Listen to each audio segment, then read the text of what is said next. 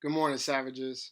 Welcome to Savage Sunday. If this is your first time, I welcome you guys. If you guys have been with me, this is episode 3 in our mental health series. And as a quick caveat, I didn't know this until somebody brought this to my attention, but we are actually in Mental Health Awareness Month. So that's a really happy coincidence. I didn't know that. This is just something that's very near and dear to my heart. So this is why I chose to share. But I am Eli, and we are going to be diving today into manic depression or bipolar disorder as it is diagnosed.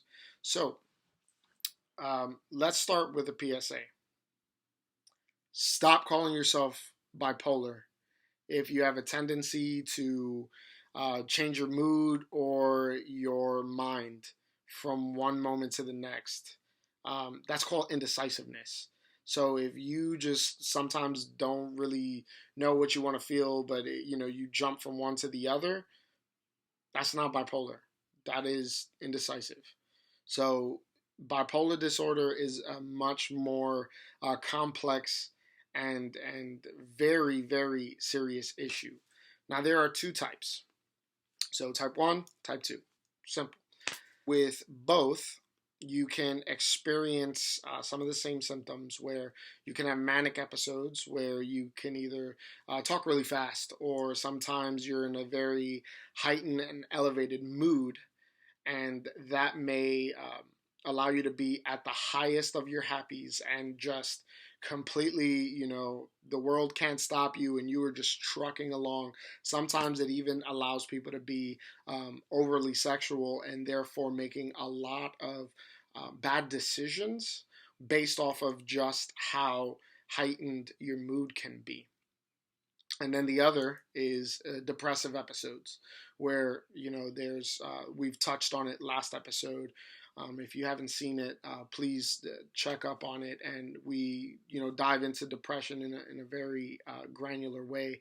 And with that, you're feeling very little to no desire to do anything, and sometimes you're just feeling like you're unworthy and feeling like you just don't want to, move on. Now, the difference between bipolar 1 and bipolar 2, they're both very serious issues. Bipolar 1 is the more severe, and bipolar 1 is normally diagnosed when you have mixed episodes and then multiple mixed episodes. So, mixed episodes can be where you are experiencing both manic as well as depressive at the same time. One of them will be more predominant, but they'll both be experienced simultaneously. So, an example of this is going to be, let's just say, somebody has a gun to their head and they're speaking with somebody and they're going to say that they're going to kill themselves.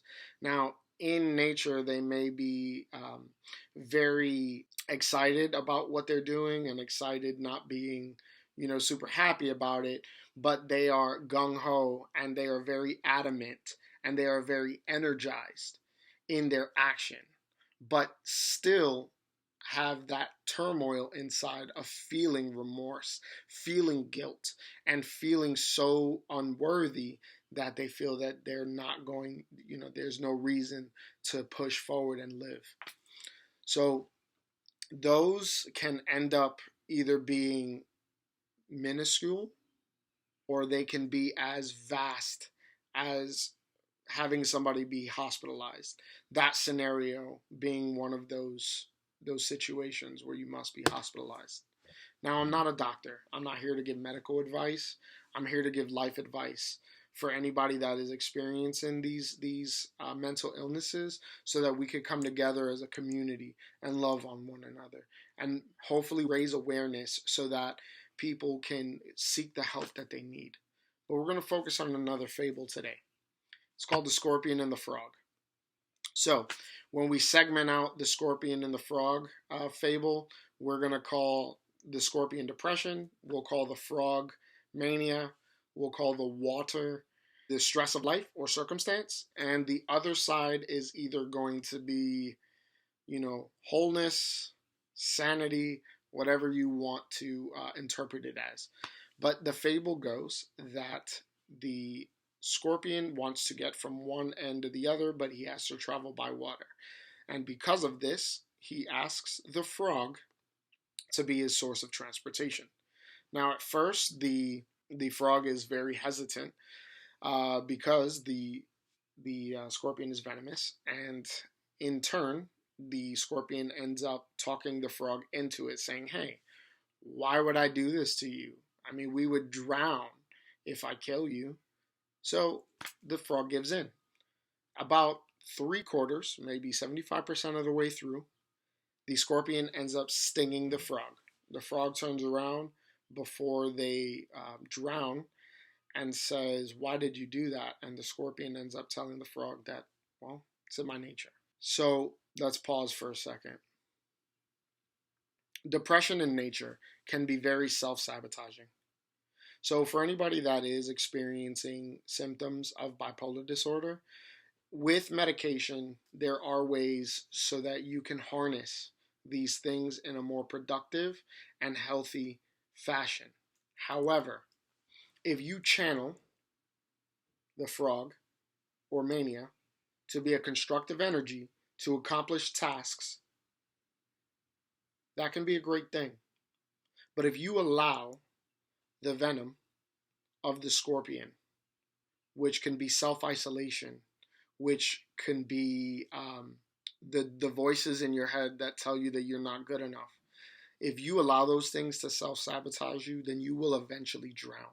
Now, what if the frog in the story had another frog with him, watching over him, just making sure that the scorpion doesn't try anything, or maybe even pressuring the scorpion to be on its best behavior because it does not want to be found out, and in terms self-sabotaging the entire mission. If the frog had another frog, it's not to say that it would have changed the outcome of the story, but the percentage of them making it from one side to the other would be vastly different, much greater. So I ask, do you have a support system? That support system could be family, friends, a physician, any bit of help, so that you can be a more comprehensive individual. It's very important. People who suffer with bipolar depression, they are fighting a war that a lot of people can't see if they're not paying attention. But if we band together and love one another and help each other through this, then there's no reason that suicide could be a result. Maybe hospitalization is something that needs to happen. Maybe not. But we won't know if we're not giving it a second thought. If you or anyone is struggling with the symptoms that we talked about today, please don't self-medicate. Please don't self-isolate. Seek a mental health care provider or a primary care physician so that they can get you the help that you need, whether it's medicinal or if it's therapeutic. Because that can be the difference. That could be the difference maker. Let's love one another. Let's treat each other with respect. And let's help each other get to the other side. Next week, we are going to be focusing on anxiety, and I'm going to be putting a little twist to it, and hopefully, raise a little bit more awareness and just some more great information. If you can get that out of what we do. Till then, God bless. Stay safe. Stay sane. And can't wait to speak with you guys again next week. All right. Take care of yourselves.